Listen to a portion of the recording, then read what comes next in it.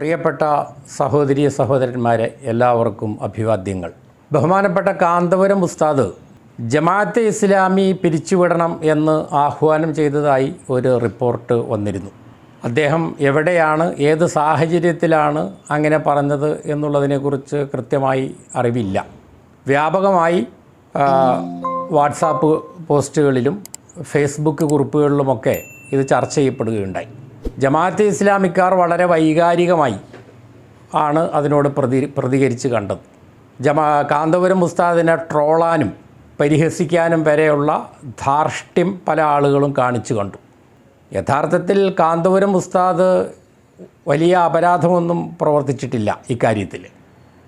അതായത് അദ്ദേഹം പറഞ്ഞതിൽ അങ്ങനെ എന്തെങ്കിലും ഗുരുതരമായൊരു തെറ്റുള്ളതായിട്ട് തോന്നുന്നില്ല. മൗലാന മൗദൂദി തന്നെ ആ അർത്ഥത്തിൽ ചില പരാമർശങ്ങൾ നടത്തിയിട്ടുണ്ട് എന്നാണ് ഞാൻ മനസ്സിലാക്കണം. എല്ലാ മഹാന്മാരും സംഘടനകളെ മഹത്തായ ചില ലക്ഷ്യങ്ങളുടെ പ്രയോഗവൽക്കരണത്തിലുള്ള മാർഗങ്ങളായി മാത്രമാണ് കണ്ടിട്ടുള്ളത്. മഹാത്മാഗാന്ധി ഇന്ത്യൻ നാഷണൽ കോൺഗ്രസിനെ കണ്ടിരുന്നതും അങ്ങനെ തന്നെയായിരുന്നു. സ്വാതന്ത്ര്യലബ്ധിക്ക് ശേഷം കോൺഗ്രസ് പിരിച്ചുവിടണമെന്ന് ഗാന്ധിജി പറഞ്ഞിരുന്നതായി പറയപ്പെടാറുണ്ടല്ലോ.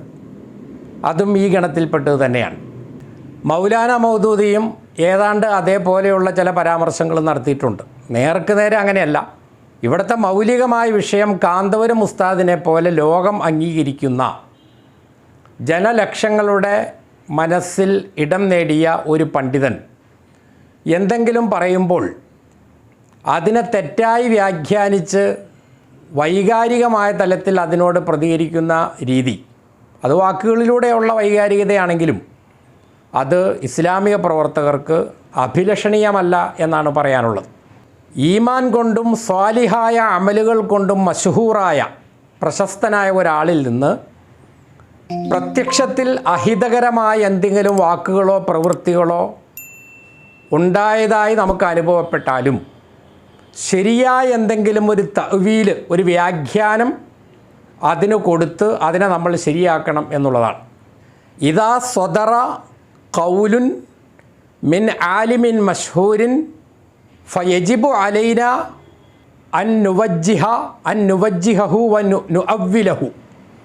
ഒരു ആലിമിൽ നിന്ന്, മഷ്ഹൂറായ ഒരു ആലിമിൽ നിന്ന് അങ്ങനെ ഒരു പ്രയോഗം, ഒരു പരാമർശം ഉണ്ടായിക്കഴിഞ്ഞാൽ കഴിയുന്നത്ര അത് ശരിയാണ് അദ്ദേഹം ആ പറഞ്ഞത് എന്ന് സ്ഥാപിക്കാൻ ഒരു ന്യായം മാത്രമേ ഉള്ളൂ. ബാക്കി 99 ന്യായങ്ങളും അദ്ദേഹം പറഞ്ഞത് തെറ്റാണ് എന്ന് സ്ഥാപിക്കാനാണ്. പക്ഷെ ഒരു ന്യായത്തിൻ്റെ ആനുകൂല്യം ഉണ്ട്, അദ്ദേഹം ആ പറഞ്ഞത് ശരിയാണ് എന്ന് കണ്ടെത്താൻ, സ്ഥാപിക്കാൻ. എങ്കിൽ ആ ആലിമിന് ആ ഒരു ആനുകൂല്യം കൊടുക്കണം എന്നുള്ളതാണ്.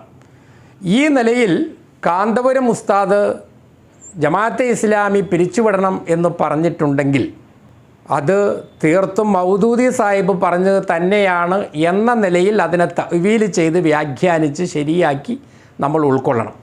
അപ്പോൾ മൗദൂദി സാഹിബ് എന്താണ് പറഞ്ഞത് എന്നുള്ളത് അറിയാനാണല്ലോ എല്ലാവർക്കും ജിജ്ഞാസ. ഇതാ പിടിച്ചോ. ജമാഅത്തെ ഇസ്ലാമി പ്രസിദ്ധീകരിക്കുന്ന, ജമാഅത്തെ ഇസ്ലാമിയുടെ പ്രവർത്തകർക്ക് വേണ്ടിയിട്ടുള്ള അടിസ്ഥാന സാഹിത്യങ്ങൾ, ജമാഅത്തെ ഇസ്ലാമി എന്ന പ്രസ്ഥാനത്തെ അടുത്തറിയാൻ ആഗ്രഹിക്കുന്ന ആളുകൾക്ക് പ്രസ്ഥാനത്തെ മനസ്സിലാക്കാനുള്ള അടിസ്ഥാന സാഹിത്യങ്ങളിൽ പെട്ടതായിട്ട് നിർദ്ദേശിക്കപ്പെടുന്ന സത്യസാക്ഷ്യം എന്നുള്ള പുസ്തകത്തിൽ മർഹൂം മൗലാന സയ്യിദ് അബുൽ ആല മൗദൂദി റഹിമഹുല്ല പറയുന്നു, ഇനി വല്ല കാരണവശാലും ഞങ്ങളിൽ നിങ്ങൾക്ക് സംതൃപ്തിയില്ലാതെ വരികയും സാക്ഷാൽ ഇസ്ലാമിക ലക്ഷ്യത്തിന് വേണ്ടി ഇസ്ലാമിക മാർഗത്തിലൂടെ പ്രവർത്തിച്ചു കൊണ്ടിരിക്കുന്ന മറ്റേതെങ്കിലും സംഘടന നിങ്ങളുടെ ദൃഷ്ടിയിൽ ഉണ്ടായിരിക്കുകയുമാണെങ്കിൽ അതിൽ ചേർന്ന് പ്രവർത്തിക്കുക. അത്തരമൊരു സംഘടന ദൃഷ്ടിയിൽ പെട്ടിരുന്നുവെങ്കിൽ ഞങ്ങൾ തന്നെയും അതിൽ പ്രവേശിച്ചിരുന്നേനെ മൗദൂദി സാഹിബ് പറയാൻ. അപ്പോൾ മൗദൂദി സാഹിബ് ഇന്ന് ജീവിച്ചിരുന്നുവെങ്കിൽ അദ്ദേഹം കേരള മുസ്ലിം ജമാഅത്തിലോ അഖിലേന്ത്യാ സുന്നി ജമിയത്തുൽ ഉലമായിലോ അല്ലെങ്കിൽ കാന്തപുരം ഉസ്താദ് നേതൃത്വം കൊടുക്കുന്ന സമസ്ത കേരള ജമിയത്തുൽ ഉലമായിലോ പിന്നെ SYS സുന്നി യുവജന സംഘത്തിൽ ചേരാൻ നിവൃത്തിയില്ലല്ലോ. എങ്കിലും കൂറ്റനാട് മുഹമ്മദ് മുസ്ലിയാർ അന്ന് അവിഭക്ത സമസ്തയാണ്. അദ്ദേഹം വഫാത്താവുന്നതിൻ്റെ തൊട്ടു മുമ്പുള്ള കാലം വരെ സുന്നി യുവജന സംഘത്തിൻ്റെ വൈസ് പ്രസിഡൻ്റായിരുന്നു. അന്ന് അദ്ദേഹം വഫാത്താവുമ്പോൾ അല്ലാഹു യഗ്ഫിർ ലഹു വയുദ്ഖിലുഹുൽ ജന്ന, ഏതാണ്ട് അദ്ദേഹത്തിന് 72 വയസ്സെങ്ങാണ്ടുണ്ട് എന്നാണ് എൻ്റെ ഓർമ്മ. അപ്പോൾ അതായത് ദീനീ പ്രവർത്തകരെ സംബന്ധിച്ചിടത്തോളം അവരുടെ മനസ്സിനും ആശയത്തിനും ഒരിക്കലും വാർദ്ധക്യം വരില്ല. അപ്പോൾ മൗദൂദി സാഹിബ് ജീവിച്ചിരുന്നുവെങ്കിൽ വേണമെങ്കിൽ അദ്ദേഹത്തിന് SYS പോലും ചേരാമായിരുന്നു. അപ്പോൾ ഇന്ന് ലോകൈക തലത്തിൽ ജമാഅത്തെ ഇസ്ലാമിയുടെ ഇസ്ലാമിക വീക്ഷണം എന്ന് പറഞ്ഞാൽ പാൻ ഇസ്ലാമിസമാണ്, സാർവദേശീയ ഇസ്ലാമിക വീക്ഷണമാണ്. അവർ ഖിലാഫത്തിൻ്റെ പുനഃസ്ഥാപനം സ്വപ്നം കാണുന്നുണ്ട്. ഒരു സാർവദേശീയ തലത്തിലുള്ള മുസ്ലിങ്ങളുടെ ഖിലാഫത്തിൻ്റെ ഇമാമത്തിൻ്റെ പുനഃസ്ഥാപനം ജമാഅത്തിൻ്റെ ലക്ഷ്യങ്ങളിൽ തന്നെ പെട്ടതാണ്. ഇസ്ലാമും സംഘടിത ജീവിതവും എന്ന പുസ്തകം വായിച്ചാൽ, അല്ലെങ്കിൽ ഇസ്ലാമിൻ്റെ രാഷ്ട്രീയ വ്യവസ്ഥ എന്നുള്ള പുസ്തകം വായിച്ചാൽ തന്നെ നമുക്ക് മനസ്സിലാവും.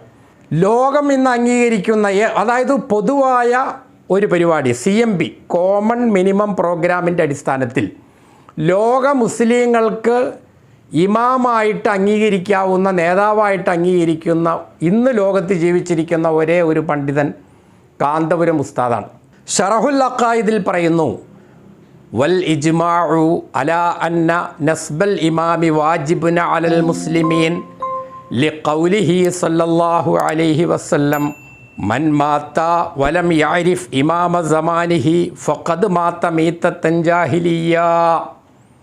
ഒരു ഇമാമിനെ സ്ഥാപിക്കൽ, ഒരു ഇമാമിനെ ലോകൈക അടിസ്ഥാനത്തിൽ തിരഞ്ഞെടുക്കൽ മുസ്ലിങ്ങളുടെ മേൽ നിർബന്ധമാണ്. ലിഖൗലിഹി സല്ലല്ലാഹു അലൈഹി വസല്ലം, റസൂൽ സല്ലല്ലാഹു അലൈഹി വസല്ലം പറഞ്ഞതിന് വേണ്ടി. എന്താ പറഞ്ഞത്? മൻ മാത്ത, ആരെങ്കിലും മരിച്ചാൽ, വലം യഅരിഫ് ഇമാമ സമാനിഹി, തൻ്റെ കാലഘട്ടത്തിലെ ഇമാം ആരാണെന്നറിയാതെ ആരെങ്കിലും മരിച്ചാൽ, ഫഖദ് മാത മീതത്തൻ ജാഹിലിയ്യ, അവൻ തീർച്ചയായും ജാഹിലിയ മരണമാണ് മരിക്കുന്നത്. മറ്റൊരു ഹദീസിൽ നമുക്ക് ഇങ്ങനെ കാണാം, മൻ മാത്ത വലൈസ ഫീ ഉനുഖിഹി ബൈഅത്തുൻ ഫഖദ് മാത മീതത്തൻ ജാഹിലിയ. തൻ്റെ പിരടിയിൽ ബൈഅത്ത്, അനുസരണ പ്രതിജ്ഞ ഇല്ലാതെ ആരെങ്കിലും, ഒരു ഇമാമിനോടുള്ള അനുസരണ പ്രതിജ്ഞ ഇല്ലാതെ ആരെങ്കിലും മരിച്ചാൽ അവൻ ജാഹിലിയ മരണമാണ് മരിക്കുന്നത്. അപ്പോൾ മുസ്ലിങ്ങളുടെ സാമൂഹികവും രാഷ്ട്രീയവും സാംസ്കാരികവും വിദ്യാഭ്യാസപരവും ആരോഗ്യപരവും ആധ്യാത്മികവുമായ സർവതല സ്പർശിയായ പുരോഗതിക്ക് വേണ്ടി, വളർച്ചയ്ക്ക് വേണ്ടി, വികാസത്തിന് വേണ്ടി വ്യവസ്ഥാപിതമായി ഇന്ന് ലോകത്ത് പ്രവർത്തിക്കുന്നത് കാന്തപുരം ഉസ്താദും അദ്ദേഹത്തിൻ്റെ നേതൃത്വത്തിലുള്ള സംവിധാനങ്ങളുമാണ്. ഇവിടെ അത് ഉള്ളപ്പോൾ ജമാഅത്തെ ഇസ്ലാമിയെ പോലെയുള്ള സംഘടനകൾ അപ്രസക്തമാവുകയാണ്. അപ്പോൾ മൗദൂദി സാഹിബ് എന്താണോ പറഞ്ഞു വെച്ചത് അത് കാന്തപുരം ഉസ്താദ് ആവർത്തിച്ചുവെങ്കിൽ ജമാഅത്തെ ഇസ്ലാമിക്കാരെന്തിനാണ് ഈ മാതിരി ചൂടാവണത്? നിങ്ങൾ എത്രയും പെട്ടെന്ന്, ഇപ്പോൾ കോഴിക്കോട് ഞാൻ മതസംഘടനകൾ എന്ന വിധേയത്വമുള്ളൊരു പുസ്തകം എഴുതിയിരുന്നു. അപ്പോൾ പല ആളുകളും ചോദിച്ചു, മൗലവി ഈ പുസ്തകം പുറത്തിറങ്ങിക്കഴിഞ്ഞാൽ, പ്രചാരം നേടിക്കഴിഞ്ഞാൽ കോഴിക്കോട്ട് കുറേ മുറികൾ ഒഴിവ് വരുമല്ലോ, കാരണം സംഘടനകളൊക്കെ പിരിച്ചുവിടൂലേ, ഓഫീസുകളൊക്കെ കാലിയാവും.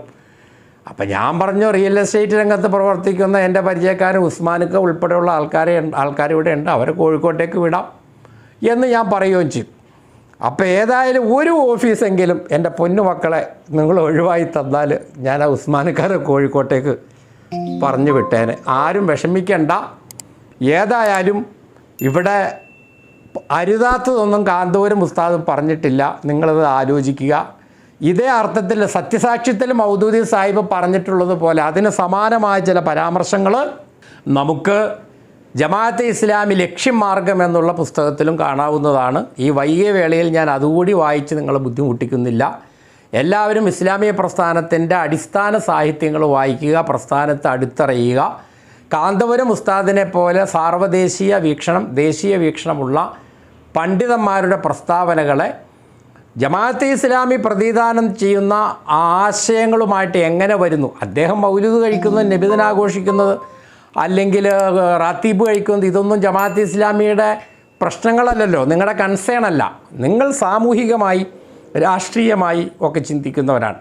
അത്തരമൊരു കാഴ്ചപ്പാട് ലോകൈക തലത്തിൽ നിന്ന് ഉയർത്തിപ്പിടിക്കുന്ന ആളാണ് കാന്തപുരം ഉസ്താദ്. അതുകൊണ്ട് നിങ്ങൾ ആലോചിക്കുക എന്ന് മാത്രമേ എനിക്ക് പറയാനുള്ളൂ.